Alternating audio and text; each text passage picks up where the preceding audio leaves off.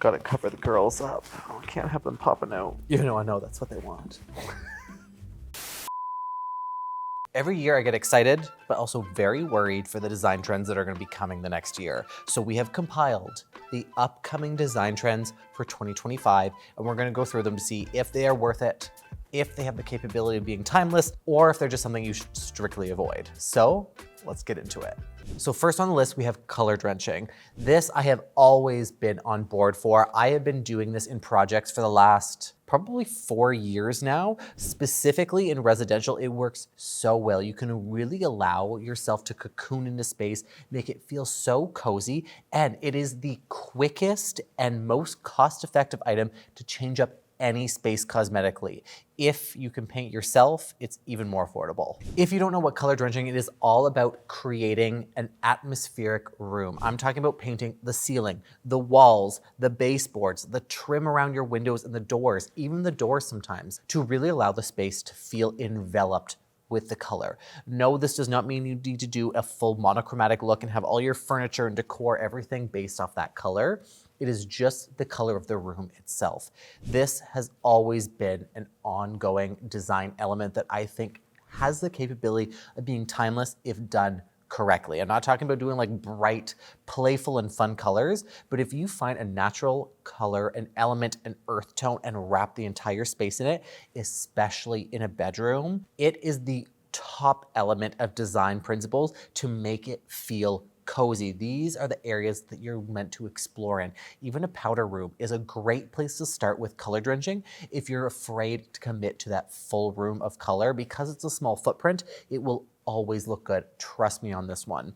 Even if you end up using wallpaper and envelop the entire room, this is another really creative solution to color drench a space and make a really big impact. The other main reason why I love color drenching is that it can really expand the size of your room. You are lowering that connection of the ceiling to the floor to the walls, and it all blends into one. So when you walk into a room visually, depending on where you're looking, that color is continuous. So even if you're using a darker color, it really allows the space to feel larger because your eyes are not visually cut off at any visual standpoint on the horizon line. The one downside to color drenching, it is not applicable to open concepts, which is the modern day home itself. Because you have such a vast space, committing to a color like that can really make a space overwhelming. So color drenching is only for smaller committed rooms where you can isolate that color on everything. Next on the list of a trend that's been rising for a little while, but it's going to be making a big impact in 2025 is mixing patterns and textures.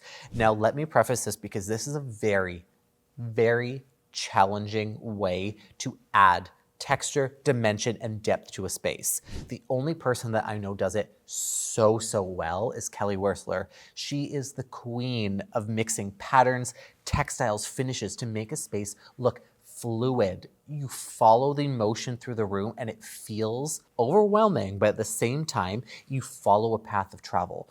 That is the one secret to making mixed patterns and textiles work, is you need to understand the end visual point to understand how the space moves, how your eyes follow through. The same thing with layered lighting. That's what makes a space look and feel really good. If your eyes can follow a path through the room, whether it be top to bottom or bottom to top, or even just a path throughout it, you want those visual connection points that allow your eyes to travel easily through a space. Think of a room similar to a labyrinth game. Your eyes need somewhere to go. As long as you create that path of travel from one point to the other, you've created a cohesive design. If your eyes stop somewhere and have to backtrack, that's when it starts getting confusing and can feel really overwhelming in a space. When it comes to mixing patterns and textiles, this can also be good and bad in so many settings, and I would be very, very wary of introducing a lot of mixed patterns to yourself if this isn't something you're used to. I personally see this as more as a design trend that doesn't have the same lasting power to be timeless in a space, because that visual overload of anything that you are constantly looking at and stimulated by can really give you design fatigue, which at the end of the day really loses interest in the overall look of your space, which makes it trendy and not timeless. Third on the list is something that's been slowly on the rise that I feel is going to make a really big impact in 2025. It is ceiling details. And I'm not talking about like wallpaper or paint, which was really, really popular for the last 2 years. I'm talking about wall moldings, crown moldings, those details that really allow you to have depth and dimension physically by having the cast of shadows that play in your space. Historically, ceiling details have always been in play. They're nothing new. It is not a trend. It has always been around. But historically, it has been only for the rich and wealthy. Why? Because it's expensive, if we're being honest. As soon as you start adding any kind of crown molding, medallions, details to the ceiling, the installation of one is going to be costly. And two, the actual millwork and fabrication of these pieces does run quite high depending on the level of detail that you actually want in your space. Well, I wouldn't consider this a trend that's going to like pop off. It has always been a timeless effect in any space. For the last probably 10 years, people have been looking at ceilings, be like, yeah, it's fine, it works. But in reality, it's really boring. I have said countless times in so many videos, both on short form and on YouTube, the ceiling is the fifth wall in a room that a lot of people tend to forget about. One, because it's usually more expensive, and two, because a lot of people don't know what to do with it. If you have anything on the ceiling, it really adds so much level of interest to it, but also really creates a sense of coziness. And overall, I really believe that that's going to be a really integral part of any design trend going into 2025 and forward. It's all about creating a space that feels cozy, intimate, welcoming, and warming. This one I am super excited about because I have been all about this for years. Once again, look at me. I am a trend setter. I'm the real hero. I mean, I'd like to think so, but all of these I've already initially put into a lot of my projects, and I'm so happy to see that they're starting to get the attention that they deserve. But next on the list is discrete tech. We have been moving away for the last few years away from those eyesore popping appliances, TVs, elements that stick out in the space, and those are the first things you see. Design is all about the orientation of a room, of how it feels and looks. And if we're being honest, a lot of tech really takes away from it. In the 60s and 70s, we had those like brightly colored appliances because that was the pop of color. That was the introduction to space. We were all like, oh, this is so great. We're now moving away from that to have everything hidden. In our kitchens, we have our appliance garages. Everything is kept away, hidden, neat, and out of sight. We're even doing panel-ready appliances, which I have always loved to really allow the kitchen to be the star feature, the overall design. The appliances can be an eyesore some of the times, and I know a lot of people are gonna fight me on that because it is more costly to actually have panel ready instead of having like stainless steel or pre-finished options. Another big element in this discrete tech are TVs. TVs have never really looked good in a space. If we're being honest, it's just a black box on a wall, and most of the time that's the first thing you see in a living room. I'm going to put up some plans of some of the projects that I'm working on. These are the entertainment stations that I'm currently designing. Everything is all about hiding the TV. If you have the budget to be building entertainment units like this, having these screen options that fold in, fold out, and roll away to allow the TV to be accessible, but at the same time, still hidden away and discreet if it's not on. This is the perfect way to really allow it to blend into your space without it being in your face and the first thing you notice.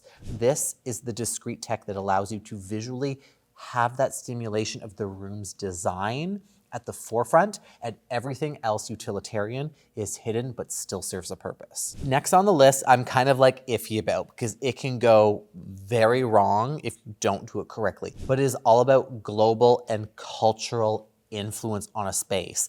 And honestly, the only thing that comes to mind is when I think of this is themed rooms. Themed rooms have never been a great idea. They have always come off super kitschy, and if we're being honest, they always look really out of place, not only in the design of the room, but the overall cohesiveness of the design of your space and the house that you're in. The whole idea of this trend is to have a space that influences and inspires the design.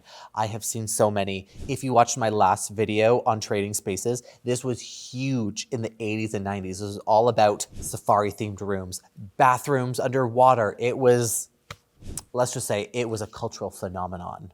And I have seen a lot of people doing this recently that it can be, let's just say, questionable. There was a recent viral video a while back. It's since been removed, but it was a woman that designed this bathroom beautiful. They had a lot of African art, which really allowed this space to feel really unique. She had collected them all from around the world, but there was some very questionable elements in there, to say the least, that prompted a lot of discussion that ended up having that video removed. There was a lot of elements with not only cultural appropriation, but there was, let's just say, it seemed very racist. When it comes to any home you're designing, I want you to think about the environment that it's actually in. This design trend, you can pull elements from to really allow the space to have those pops. Like if you go on African safari, you could bring some animal print homes or some kind of elements that work with your space, but don't go committing to a themed room. If you live in Texas and you are doing an underwater bathroom and you have corals and shells and wallpaper and dolphins,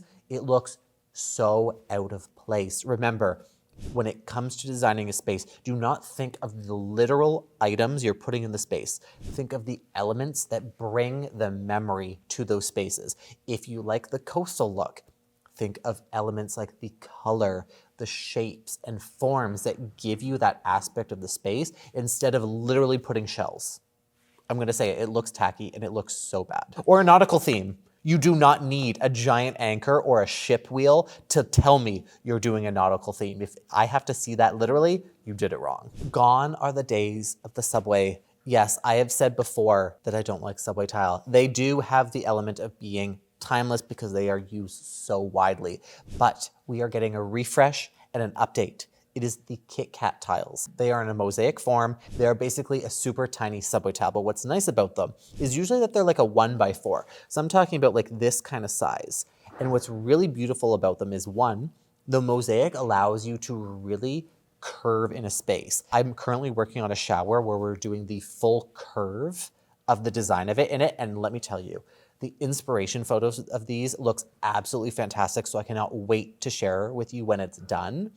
But these mosaics give you a really beautiful sense of depth and dimension with allowing a small detail to be expanded on a large room itself.